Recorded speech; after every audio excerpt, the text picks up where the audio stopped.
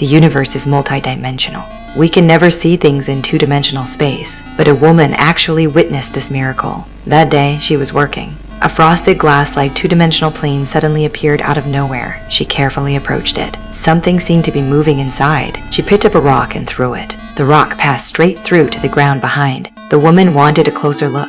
Suddenly, a hand pressed against the plane. Then several figures appeared inside. My partner and I rushed to the scene, but everything had returned to normal. We could only check the footage from earlier. The people inside seemed to be trying to get out. While I was reviewing the files, the equipment suddenly detected human voices.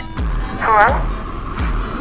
Other personnel on site heard it too. The person inside said they could see the light from our camp. That meant the two-dimensional plane was still here. We just couldn't see it now. Right then, the two-dimensional plane appeared again. By adjusting the sound frequency, I successfully started talking with the person inside. Then I got shocking news. It was Nico, a high school student who disappeared in 2019. I asked if she could see anyone beside her. Nico said she was completely alone. I wanted to ask more, but the electromagnetic field suddenly fluctuated violently. The two-dimensional plane disappeared again. The researchers discovered when Nico got more emotional, the signal became more stable. So, we brought in Nico's father. We told Nico's father his daughter was still alive. We needed him here so Nico could hear his voice and become emotional, which would help us find a way to save her. The two-dimensional plane appeared again. The father asked questions with our guidance. This time, Nico said she could see her father. She also said she'd been trapped for several hours. We were stunned. 20 years had clearly passed, but Nico only felt a few hours had gone by. The researchers explained different dimensions have different time flows,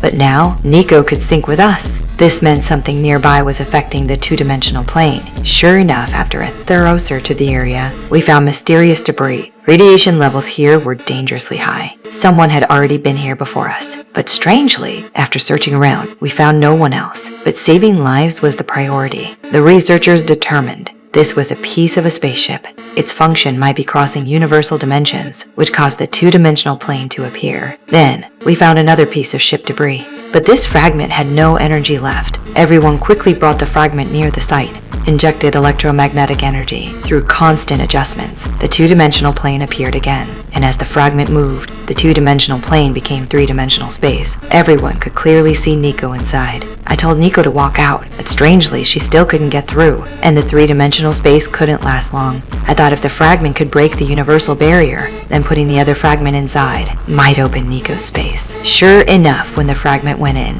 the small space started cracking. Nico successfully pushed her hand through. I immediately grabbed and pulled her out. We succeeded. Not just Nico. Everyone who'd entered the two-dimensional plane throughout history, they all appeared.